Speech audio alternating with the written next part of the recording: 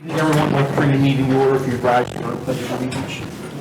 I pledge allegiance to the flag of the United States of America and to the republic for which it stands, one nation, under God, indivisible, with liberty and justice for all. Good evening, everyone. This is the July 15, 2025 meeting of the Egg Harbor City Municipal Land Use Board. And in compliance with the Open Public Meetings Act, adequate notice of this meeting was provided by posting on the City Hall bulletin board and by posting to our newspapers of record. And I asked the secretary to make this announcement part of that public record. And Donna, if you would, a roll call, please. Okay, Mayor Jim Petty, Here. Mr. Timbers, Mr. Peterson, Yeah. Here. Mr. Walker, Here. Mike McKenna, Here. Mr. Frick, Here. Dennis McKenna, Here. Carol Polo, Here. Ryan McGowan, Here. and Secretary here. Thank you, everybody. Thank you, Donna. Carl will be here. He's just highlighting. Okay. Carol, shall we swear in Mr. McKenna at this time, please? You have to stand up, make it very official.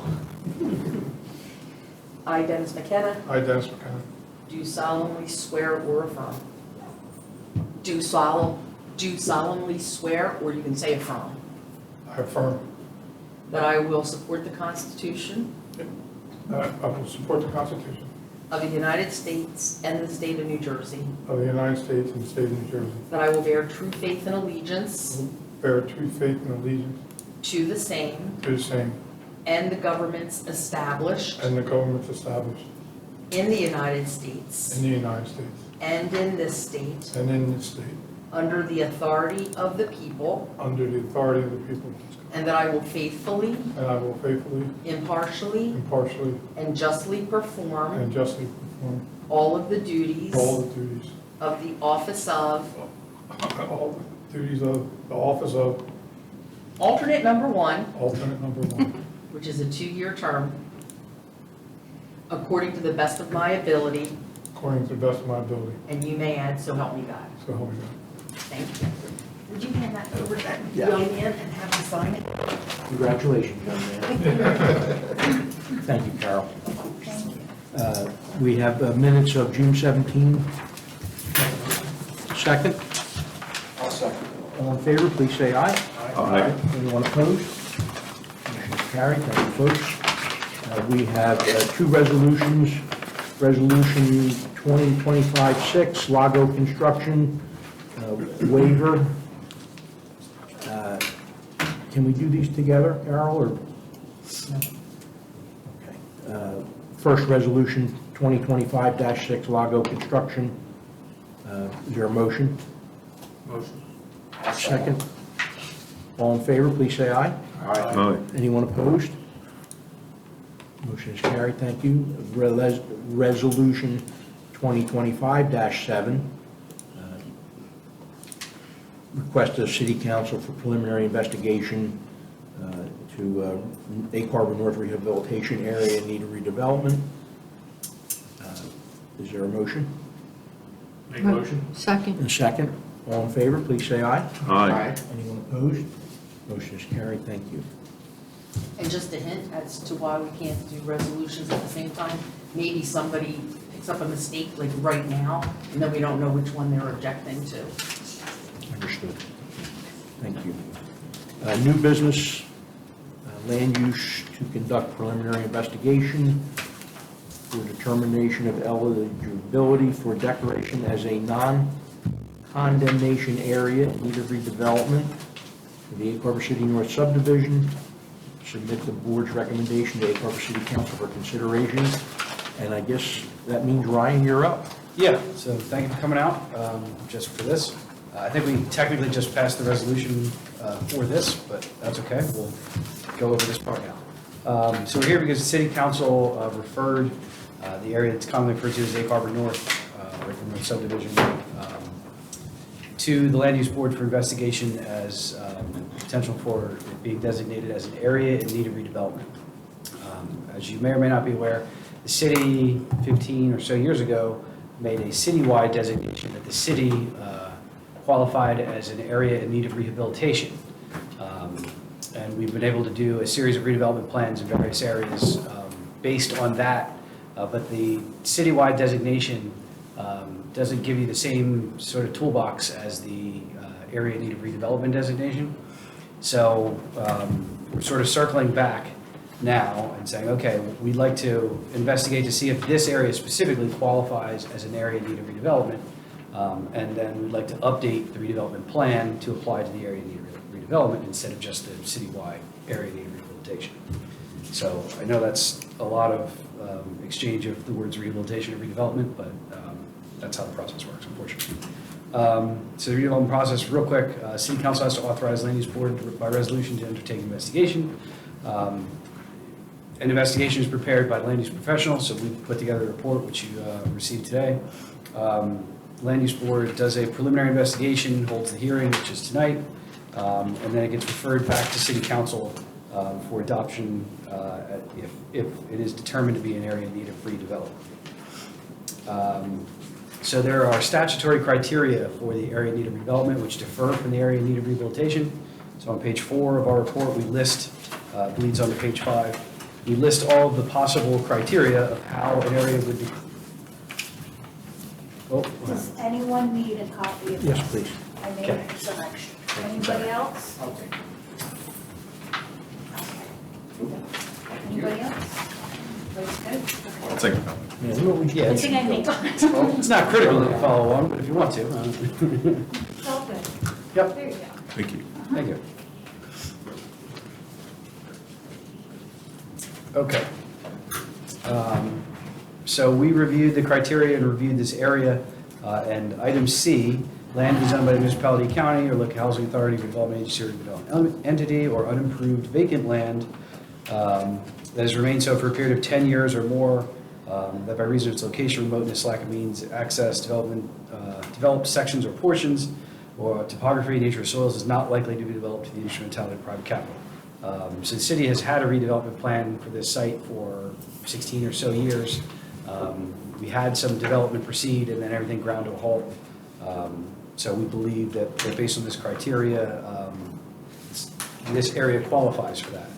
When you get to the end of that list on page 5, there's also another reason. It says redevelopment area may include lands, buildings, or improvements which themselves are not detrimental to public health, safety, or welfare, but inclusion is found necessary with or without change to that condition to be effective redevelopment.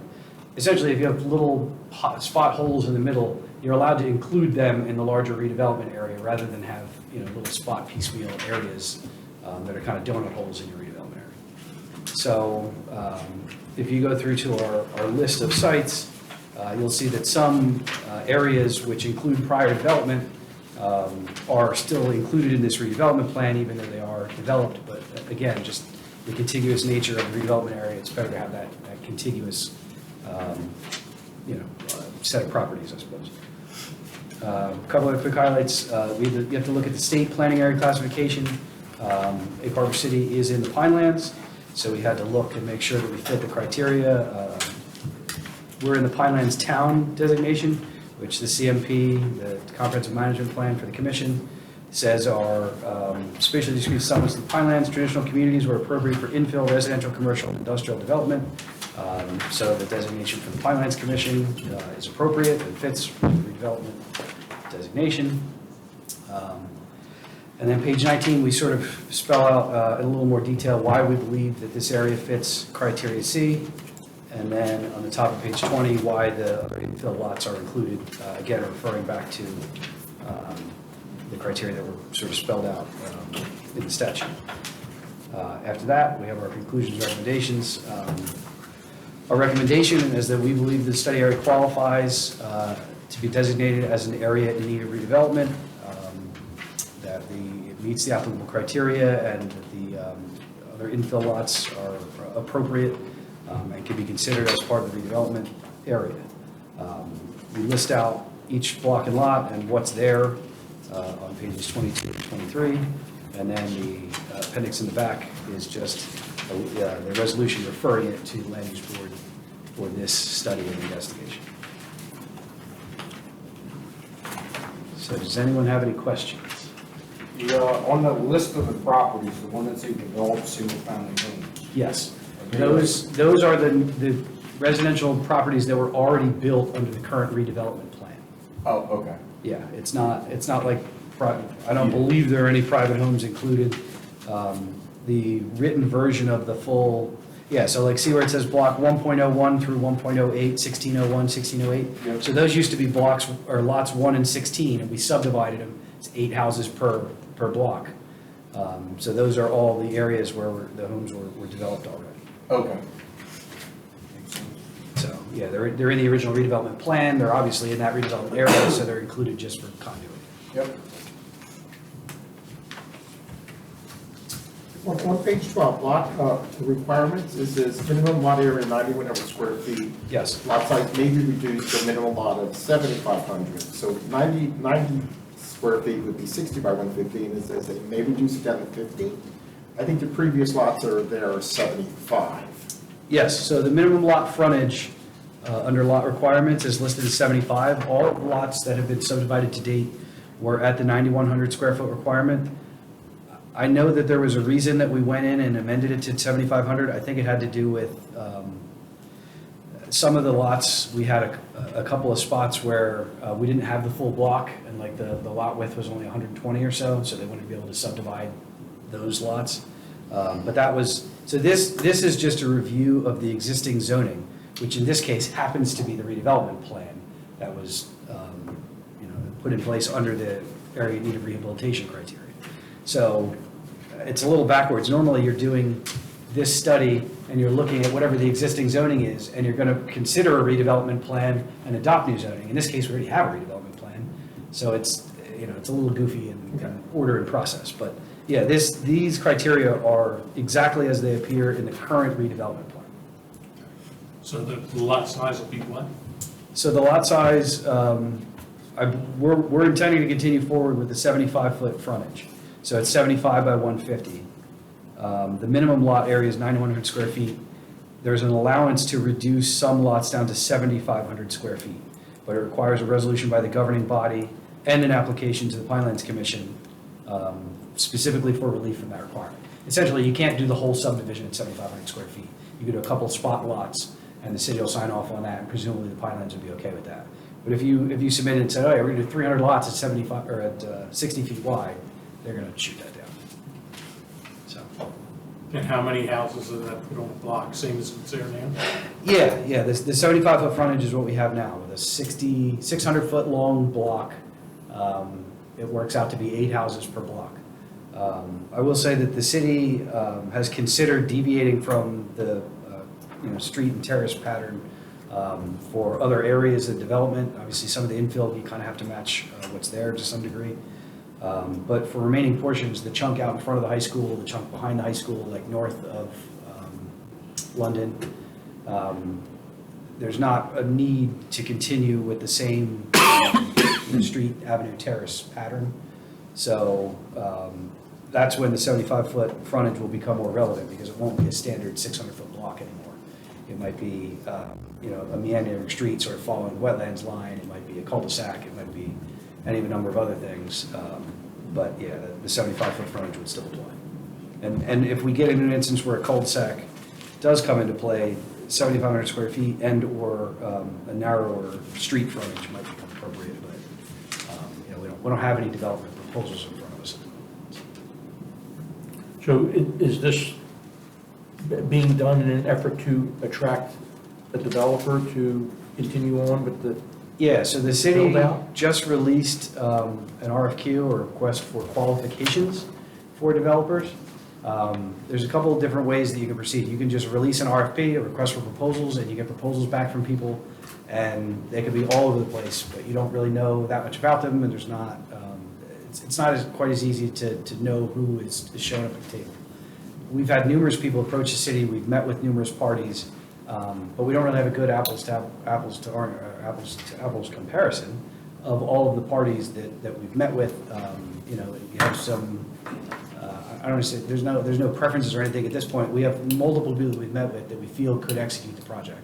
So a request for qualifications is a request to developers to say, this is what we want. We want to see your financials, we want to see this, we want to see that. We want to see your past experience, your prior projects, have you ever failed to execute a project? so that we understand the parties that we're dealing with much better than we do when we just sit at a table with you and you give us a pitch, right? So this request for qualifications will allow us to pre-qualify developers, and then we will distribute an RFP, a request for proposals, to those individuals that we previously deemed qualified. And then at that point, we can sort of compare, what is the offer that we got, what is the product that they're proposing, and the city can make a selection that we feel is in the best interest of the city going forward. So somebody asked a question, I forget the answer already. How many houses do they anticipate that this will allow for? So we have a concept plan that an engineer working for D.R. Horton put together under prior Pinelands rules, and that one included approximately 250 single-family homes. On top of what's there now, or that was total with the whole? So there's 50 homes that are currently permitted that could never be built the way that they're shown on paper, because it's just not financially viable. So the 250 would include those 50 and then 200 more.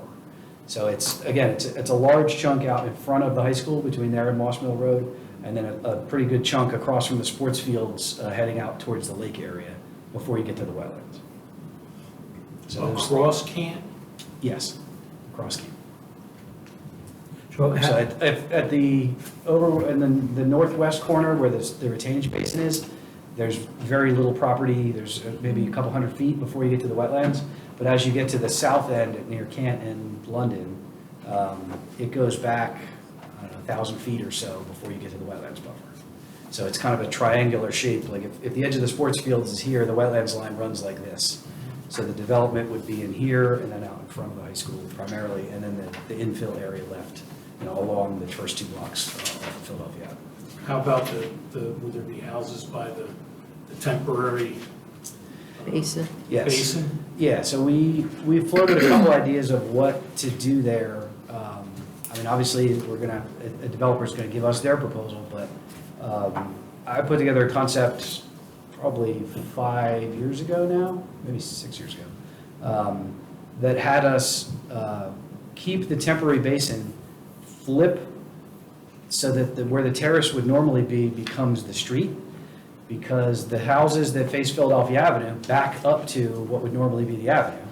So the fronts of those houses would face the backs of those houses anyway. So if we flip it, it's a little weird at the corner because you have one house facing this way and one house facing that way. But other than that, the backyards all line up, and then the other people on the opposite side of the street would have their backyards up against the retention basin, separating them from the sports fields. So that would be a much better fit to me than trying to fill that basin in and have them face the other way, where they'd be facing 3 people's backyards in face Philadelphia Avenue, and then facing out over the retention basin or facing out towards another So street. they'll face the ball fields, the houses there will face the ball fields? So the concept that I put together would, instead of the houses backing up to a terrace, like where the terraces are now, and facing the ball fields and then facing towards Philadelphia Avenue at those people's backyards, you would flip them around. So instead of facing the high school and facing Philadelphia Avenue, you would face what used to be, or what would have been the terrace, and you instead turn that into the primary street, and there would be no terraces behind them. And Liverpool Avenue would just be Liverpool Avenue and the back of everybody's house? Yeah, Liverpool Avenue would effectively be the terrace between the houses that face Philadelphia Avenue and the houses that face that new street, and then there would be no terrace behind on the other side. And you're thinking 200 more houses? It was, so the concept that was put together, again, under prior rules, was somewhere between 230 and 250. Right, but that's counting the houses that are already there, right? No, that's counting 50 more that are already approved, Oh, but okay. not buildable. Okay. So there's still, under our current Pinelands permit, we have another 50 homes that could be built tomorrow, but the financials just don't work, so whoever's building is gonna lose money. So that's just not gonna happen. So they would have to reconfigure the area now where there's 50 homes proposed, and then there's potentially 200 more in an area where there are no permits, no design plans, nothing so far. So that is the proposals that we would be getting from developers would be to reconfigure the 50 or so buildable lots we had previously, including those 16 that we just talked about. Right. And then 200 more potentially up in front of and behind the high school. And those houses would have terraces behind them and stuff like that, or? Probably not. Yeah, I'm going to say probably not. Because the street frontage is a huge cost to the developers. So they're looking to go, single avenue, and then find a street width that, maybe 30 feet and parking on one side, or 36. They don't want to do it the 36-foot wide road if they can get away from it. So we just keep pointing people back to RSIS, saying, look, these are the residential site improvement standards for the state of New Jersey. We can't hold you to more than this. So if you're going to propose to have parking on both sides, it needs to be 36 feet in accordance with RSIS. If you're going to do parking on one side, I believe it's 30. So that's. But you said essentially 31. Pointing back to that. What's that? But you said 31. 31. It's the limit.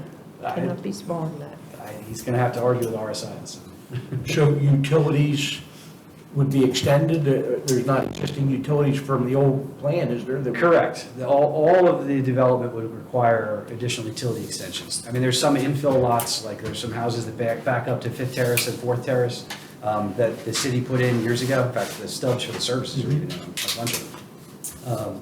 So those would go in without additional utilities, but all of the rest of the extension, the reconfiguration that we just talked about, where you flip the homes onto Fourth Terrace, all of those would require some utility extensions. And presumably, you're not going to have a terrace, you're just going to have a street, and each house is going to face the street with a front access driveway, and there's going to be utilities in the street that service the home, like pretty much everywhere else in this region. And then that section of trash would be along the primary as opposed to terrace. Correct. Like other developments. Sure. Yeah, exactly. Egg Harbor City is the only place in, probably a couple hundred mile It was radius. well designed back in the day. The Absolutely. Germans did a good job. Sure, people, you're jumping your backyard. Yep. So Ryan, there's pictures of like New York Avenue going in here. Yeah, that's a statutory requirement. You have to have photographs of the subject areas as part of the study. So is any of that, well, I guess it is in this plan, but I'm gonna pull are up we a- proposing that area too? I'm going to pull up a concept plan that an engineer working for DR Horton put together.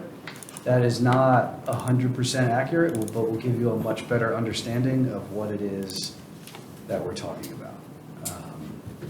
Because it is hard to envision, the scale and where we're talking about exactly.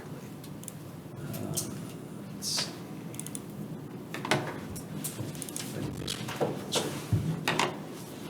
So, okay. It loaded halfway. There we go. So this is what we're talking about. This is already built, this is already built. From here over, this way is not built. This is all permitted, as is. This is the area that we're talking about.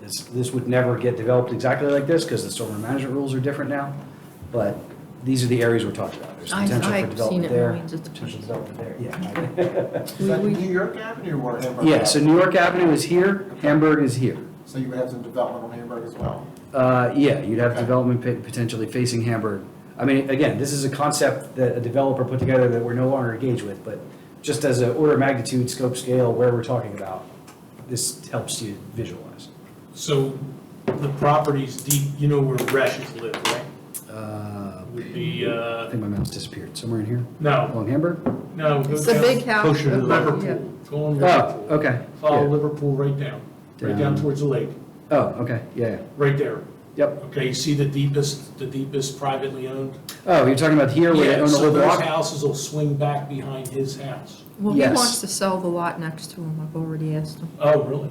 Yeah. Yeah, so there's homes now that face, let's see.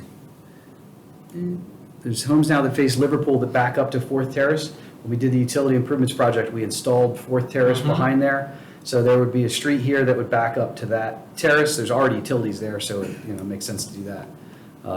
So yeah, it would sort of infill at the end down here in the regular pattern. Infill this is the one we talked about flipping potentially. There's a couple lots that just exist up here. In fact, I think that's one of the sections where the shorter frontage was required, I believe. Don't quote me Where on was that? Where was that? These are facing Philadelphia Avenue. There's like a small chunk here. So, but yeah, this is all permitted. So that is all permitted already. This part, there's no permits, there's no anything. So this whole area, is a blank slate really. And then, can you zero in on the sewer pump almost. pump station? Yeah. Furthest to the lake? Yeah, next to your mom's house, or mom's old house? Yeah, so all behind there, huh? Well, so here, yeah, yep. Yeah, so this is the park property, we had the pump station in there, and we had this stormwater management facility there. But yeah, so the wetlands line is actually here. So you can see like, the wetlands line is there, and the buffer is right here, so that this development would sort of hug the buffer line. There's no lots that cross over Philadelphia Avenue, right? No, there are none on the other side. Yeah, because the park property extends down to here, which is right about where the existing development stops. So, and then there's houses where the park property stops. So yeah, just There would this. be Kent Street, right? So Kent is here, yeah. Yeah, well, it doesn't go any further than that, does it? Because it's all Correct. private then after that. Well, right, so the angle of the park, technically down here, like farther off screen, the park property keeps going, because it's that weird, triangle shape, or diamond shape. But yeah, at Philadelphia Avenue, it stops at Kent Street, and then it continues down, past off screen. So yeah, that's the area. I would love to see Wow. it developed. It'd be awesome for the city. That's why we're here. And Ryan, maybe you can refresh my memory, because I know this was controversial, that a few years back, we were trying to foreclose on properties, Yes, we're still working on that. but come to find out, they stopped the foreclosure process Okay. after Marmero. I'm guessing. Apparently that Like was nobody only nobody recent. knows about it anymore, like what's going on. And then this redevelopment area, Mhm. I see here it says no eminent domain, but Correct. how does it affect those lots if we can't find the owners? Because, So it's a non-condemnation area in need of redevelopment designation, because those tend to be much, much less controversial. For those properties, you don't need to condemn them, you can still foreclose on them through traditional avenues. You don't need to go through the redevelopment process. So there are a couple of sort of spot lots. In fact, some of them are actually in here in this basin area that are shown as being potentially developed.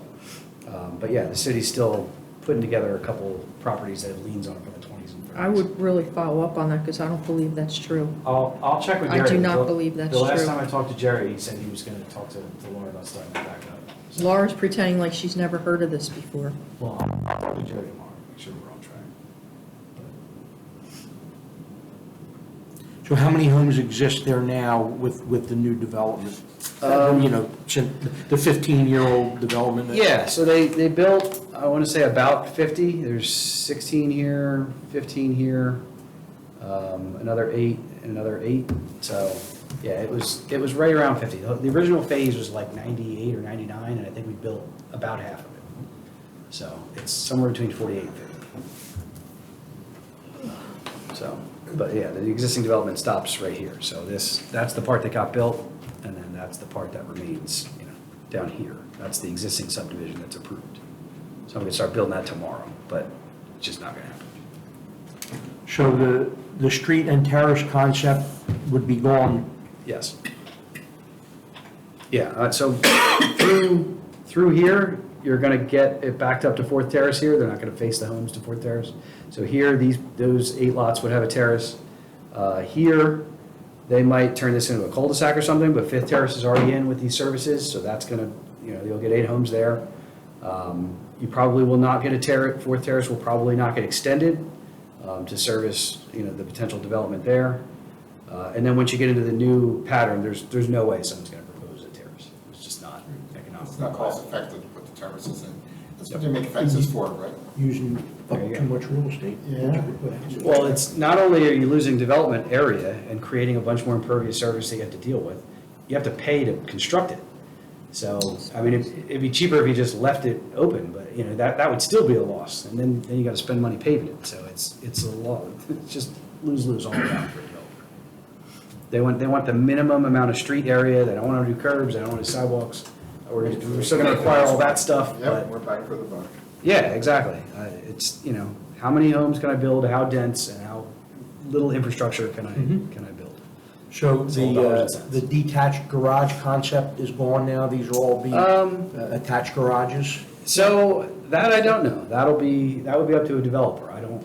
I don't see a scenario where that really works. Just, they're gonna try to maximize to the side yard setbacks, I would think. So you're not gonna be able to have a driveway to pull around and get to a detached garage at the rear.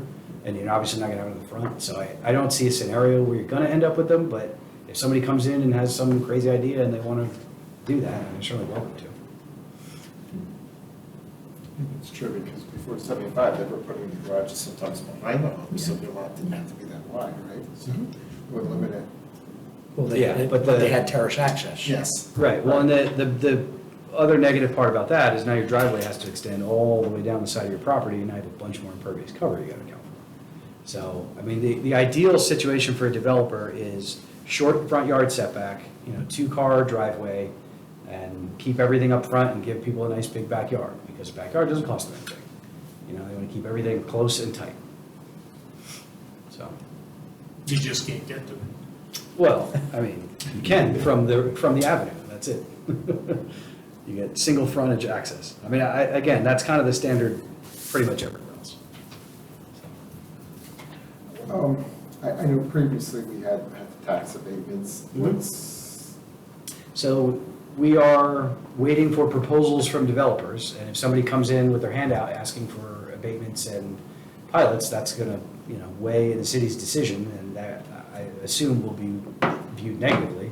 So if somebody comes in and says, sure, we'll pay you, 20 grand a lot cash, or hey, we'll pay you 25, but we want a 30-year pilot and whatever, I think the 20 is gonna look a lot better to avoid, the pilot situation. you gotta weigh that, Yeah, exactly. It's a factor to be weighed, but when you put out an RFP, it's comprehensive. It's, here's what we want to do, here's how it would be spaced, here's how it would lay out, here's the incentives we're looking for. So, And a lot of those homes, I mean, they're past the 5 years. that they Absolutely. had it. oh yeah, And they're they fully just phased in. recently sold, and people are paying the taxes. Yeah, So- they're the highest taxpayers in town, pretty Yeah. much. And they're still paying for it. Yep. If you want housing, you gotta pay for it. Correct. Well, had we not done that at the time, we felt that it was the right decision at the time because it bootstrapped to make this happen with the high school and, Well, and D.R. Horton came back asking a couple times, like, are you sure we can't get the abatement? We'd really like to move forward, but we don't think we can without it. well, after that, there was so much political pressure that nobody had Yeah, the guts exactly. to even propose something like that, even if it was a good idea.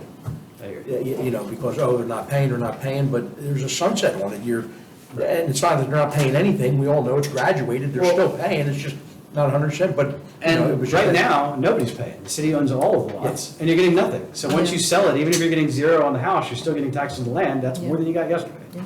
So, I get it. I understand the frustration of people, but you got to look past tomorrow, Yeah, and Jack, that was, I think, a very good decision that we made to do that. It really was, because we wouldn't have that development if we didn't, and Right. people don't understand that. Right. Because they're just so focused on themselves. And now, 10 years later, some of them are still crying about it, but it's Yeah. over and done with, and all them properties are at 100% tax, so, I think it worked, I think it was a success. It was, and don't ever think it wasn't, because it was. But that's just me. And it was the Everybody's got time, too, like, it was at the, Well, a time that we Economic could, conditions nobody were- was were buying very much houses. against you, and it's still. Yeah, Yeah. Yep. so, no, So- kudos to us. Yeah. So the last time we went through this exercise with the same area out at the lake there, Mhm. and the project that we lost because you had too much outspoken opposition from other people, I hope this one will go through because we dropped the ball in that last one. That's just my opinion. You could have had Tackle Direct out there. Yep. And I think that Agreed. project would have been awesome for the town. Yep. Yeah. And you had too many voices that didn't have anything to do with the city, that's all anybody listened to. Well, it was And there someone, wasn't enough political fortitude to do the right thing for the city. and it was someone from the city who ran that campaign, who was very misinformed about what was going on, and it was Yeah, very they never even sad. gave it a chance to explain. All they thought is they were going to build condos on the beach at the lake. They had pictures on the Hater page. Do you remember, did you see them? Yeah, the Photoshop thing with like a giant Yeah. 5-story factory next to the lake. Yep. Come on, what are we doing? I still have people Whatever. come up to me and say, I can't believe you guys turned that down. Okay, so we'll move on. So, then, what action do we take tonight here then? I mean, I'll defer to Carol, but technically we already took it. The resolution was before the, Well, but it's a two-step thing. It's a two-step thing. Yeah. Ryan was just, he got the resolution and took off, which was wonderful, right? Because step one is the investigation, so Yes. instead of that's true. It needs to be waiting for the referred back to the resolution city. and then sending Ryan out to do his good works, coming back and having this discussion next month, Mhm. you've done it all in 1 month. Yeah. Step two is, and excuse the phone, I didn't bring in my briefcase with the big computer. The next step, you'll see on page 3, Ryan has summarized what the law says, but there's some particular steps that we need to be aware of. So first, I'm not going to read it all to you, but the city passes a resolution authorizing the planning board to undertake a preliminary investigation. So that's what's happened, Mhm. the preliminary investigation. And then that has to do X, Y, and Z, which it does. And then, I don't think the paragraph transition is smooth, but it says B, before proceeding to a public hearing on the matter, the planning board shall prepare a map showing the boundaries of the proposed redevelopment area and the location of the various parcels of property included therein. There shall be appended to the map a statement setting forth the basis for the investigation. So we'd leave Ryan to take whichever version of a map or a different map, and then develop whatever statement he believes is appropriate. Then the planning board shall specify a date and give notice of a hearing for the purpose of hearing persons who are interested in or would be affected by a determination that the delineated area is in a redevelopment area. The hearing notice shall set forth the general boundaries, blah, blah, blah, blah, blah, that's for me to worry about. So now that the preliminary report is done and you guys have seen it, had a chance to weigh in, then we move on to choreographing the public hearing. And then the notice of that goes into the paper. And so we already did the notices. This can count as the public hearing. We did the notice 17 days ago and then 10 days ago. Where To did meet they that appear? statutory criteria in the press release. Oh, you did? Yeah. So we did those with the intent of this being the public hearing and the board making a referral back to city council for their Oh, great, consideration okay, tonight. so, That's that, and it shows when it was advertised. Yes. and there was a map, Yes, and and the that's on file at statement. the clerk's office with the statement on it. It's, forget it. you can kind of see it on page 17. I don't know why you people think. Sorry. We do have one person out in the public that has a question. No, he's just my bodyguard, that's it. So Did you yeah, guys the- expect that to go so smooth? You didn't expect anybody to want to weigh in on this, or because it's Well, so the- similar? we to don't- what we they're don't doing? really- They've been a redevelopment Yeah. plan Yeah, for the we don't same have it. area for Yeah. 15 years, so it's not like a surprise. But yeah, it was advertised, the maps were on file at the clerk's office. So essentially, the last action we would take tonight, if the board chose to, would be to make a referral back to city council that you concur with the study findings that it can be designated as an area in need to redevelop. And then city council would have to adopt that finding and designate it as an area in need to redevelop. Did the notice appear at least once a week for 2 consecutive weeks? Yep, so it was published 17 days ago and then 10 days ago. Because it has to be 10 days in advance of the hearing and then a week prior to that.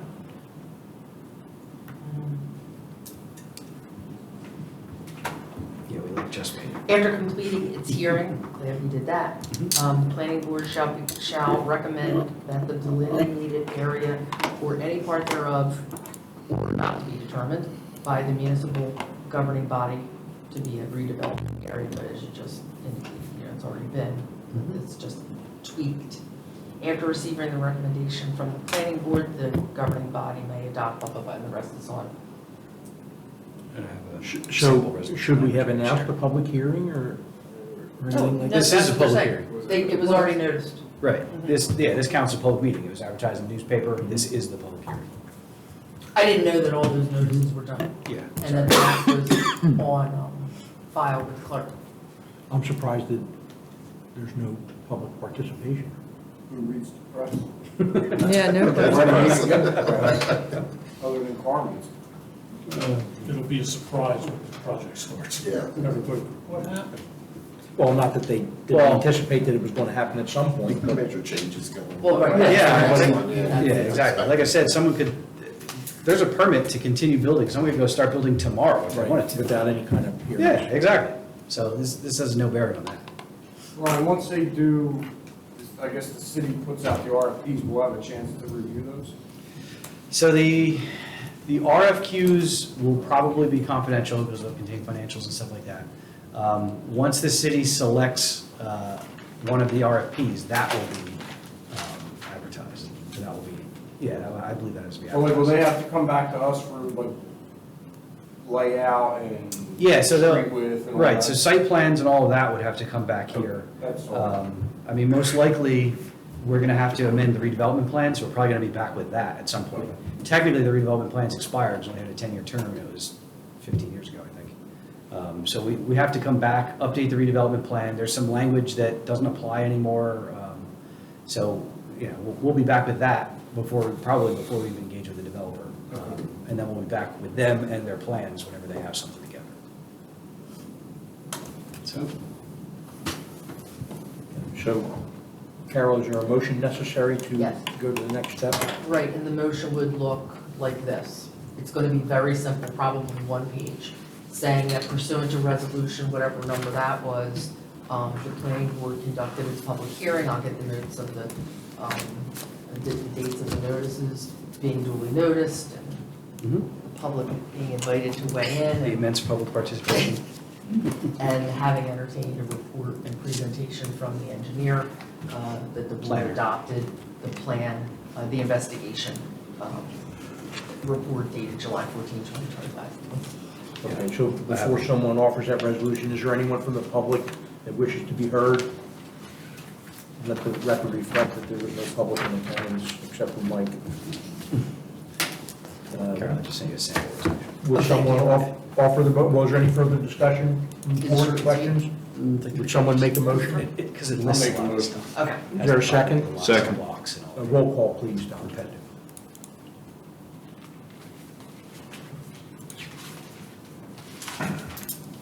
Mayor Chimpetti, yes. Mr. Timbers, Yes. Mr. Peterson, Yes. Mr. Walker, Yes.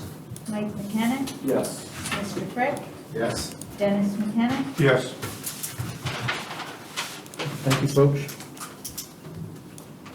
Any old business or a council report?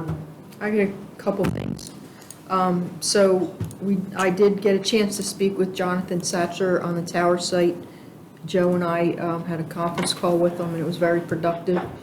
He's really making good progress in getting that done and hoping within a couple months to be able to go to agreement of sale and get started, so that's good news. And then fireworks are Saturday at the lake at dusk. Before the fireworks, we have our Ryan Rodriguez, a local resident here who used to be one of my students.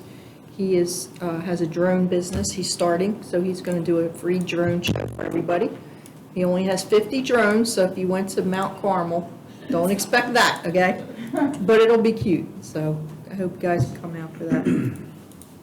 Wonderful. Any public comments?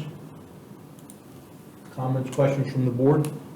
I see a food truck festival scheduled for, August 9th, yeah. that's always a good place. Yep, and then the fireman's dinner is the 2nd, and the citywide yard sale is the 2nd, and the Dare Olympics is 9th also at the lake. Or it's not called Dare Olympics anymore. It's just Lake Olympics. Motion to adjourn? All in favor, please say aye. Thank you, folks. If I come back with law, Rachel's going to smack me. Give that to somebody who wants it. Do you have the book? No, I just go online. No, I mean, did they give you the copy of the green? Then, yeah, you have nothing to do with that. That's, if you don't have the book, you don't have the That's like pages. a top party. Yeah, exactly. Yeah, it tells, it gives you instructions, like remove these pages, but insert these pages. You don't have the book, that's useless.